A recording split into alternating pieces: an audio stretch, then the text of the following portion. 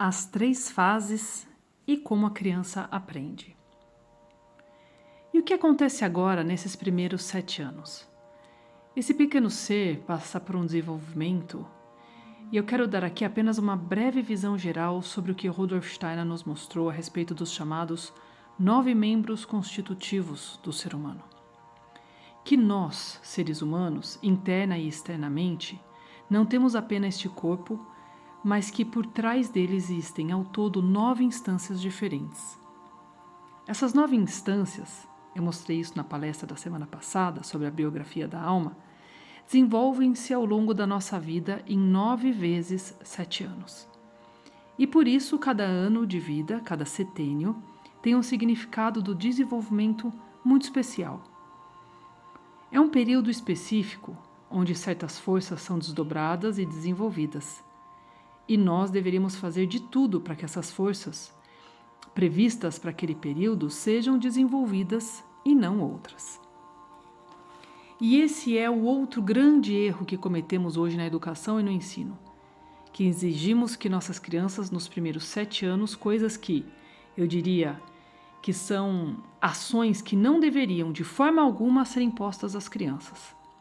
E como consequência, se olharmos para a pirâmide que mostrei antes, todos os problemas sociais vêm, na verdade, do fato de que nos primeiros 7 anos já não se olha para o que a criança precisa.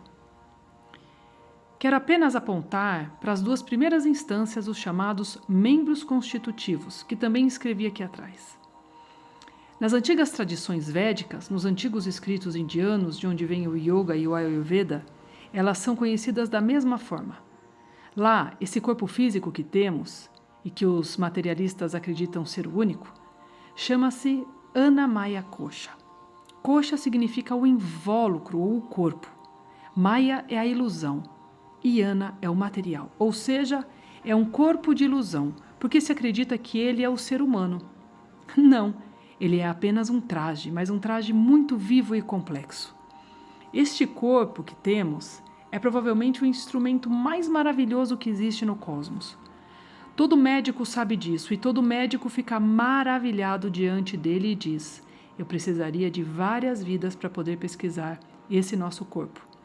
E é com isso que os pais lidam. Mas felizmente, nós pais não precisamos cuidar da construção do corpo. As leis do próprio corpo cuidam disso. Nós, como pais, devemos garantir que as leis do corpo possam agir e que não as perturbemos. E o segundo ponto, sobre o qual eu falarei na próxima palestra, pois trata dos segundos 7 anos de vida, é o chamado corpo vital, corpo etérico. Os antigos indianos o chamavam de Pranamaya Kosha.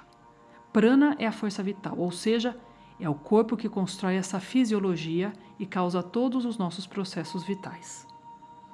Nos primeiros 7 anos, o foco da criança é apenas a construção do corpo físico externo. A criança precisa de todas as suas forças, nesses primeiros 7 anos, para que o corpo físico ou o organismo físico seja construído de forma saudável. É importante que os pais saibam disso.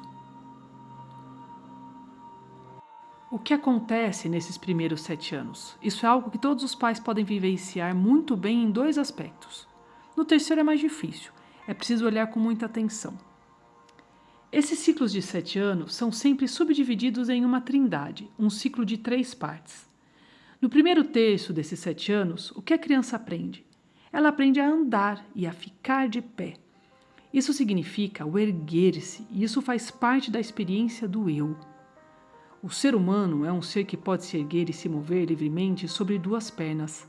Isso só é possível porque o ser humano não é um animal, mas possui um eu. E o eu só pode se desenvolver se o ser humano estiver na vertical. A criança precisa aprender isso nos primeiros 2 anos e meio.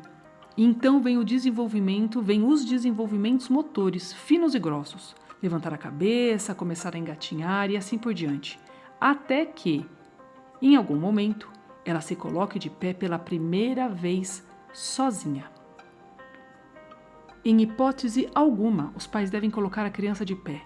Ela deve fazer isso sozinha.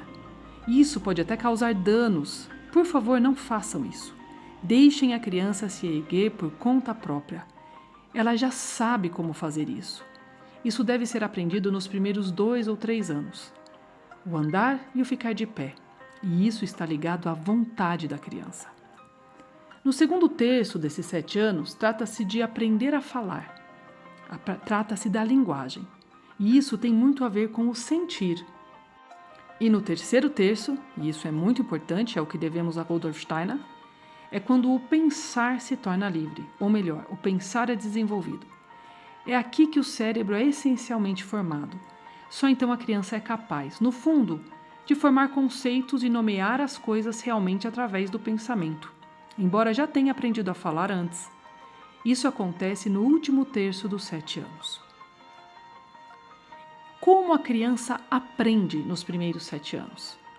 Apenas através de um mecanismo. Apenas um que é conhecido e que todos os pais podem observar na criança, basta olhar. E, curiosamente, nenhum psicólogo sabe disso. Realmente não é conhecido, embora seja tão óbvio. Todos sabem, e, no entanto, não é ensinado nem levado em conta. A criança aprende apenas através da imitação. Isso significa que todo o discurso, todo o palavreado, tudo que você vai falar, você precisa fazer aquilo, você deve fazer aquilo, é inútil. A criança aprende apenas por imitação. E há algumas décadas foi feita uma nova descoberta na neurociência, da qual eu digo agora que vem de mim. Aqui o Axel Burkhardt, o palestrante, ele fala que é dele, né, que não é de Rudolf Steiner. Devido a essa conexão, os neurocientistas ainda não dizem isso, mas vão um dia dizer, os chamados neurônios espelho. Sabe-se que o cérebro reproduz o que os outros fazem. Se eu falo, o cérebro de vocês fala comigo. Ele praticamente imita a fala. Sabe-se disso. Hoje é possível provar neurocientificamente, naquelas maravilhosas máquinas de ressonância, como o pensamento funciona. Pode-se provar que o nosso cérebro mapeia tudo o que acontece lá fora.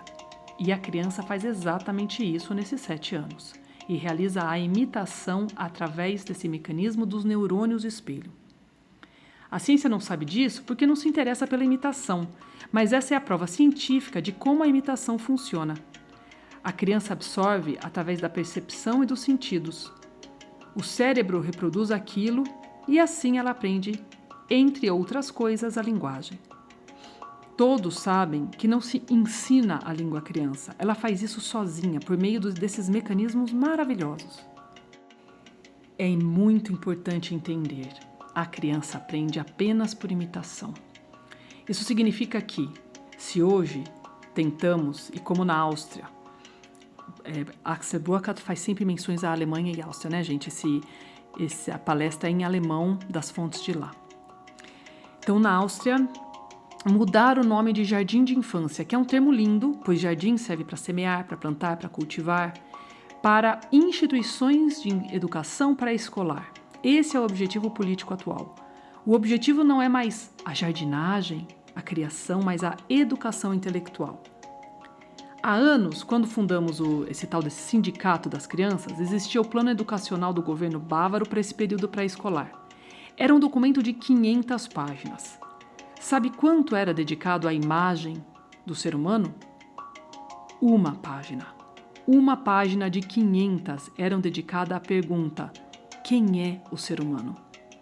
Na verdade, deveríamos falar 500 páginas sobre a imagem do ser humano, sobre quem é o ser humano, e deixar para os pedagogos como formá-lo de acordo com essa imagem. Esses planos educacionais são inúteis, e os verdadeiros educadores dizem isso. Não posso seguir isso, não posso seguir esse plano de 500 páginas, porque senão a criança adoece.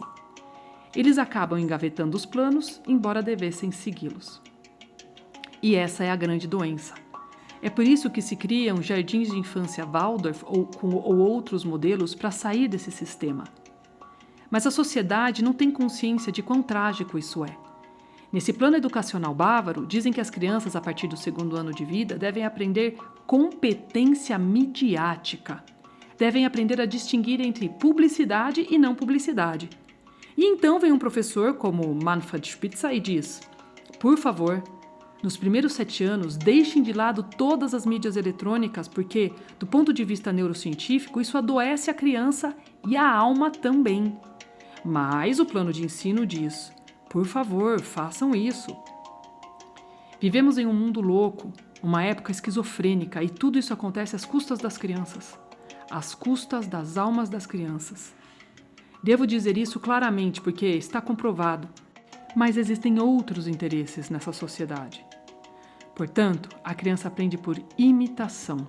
Por isso, os pais têm o grande desafio de abandonar completamente qualquer desejo de ensinar intelectualmente, porque basicamente isso não funciona.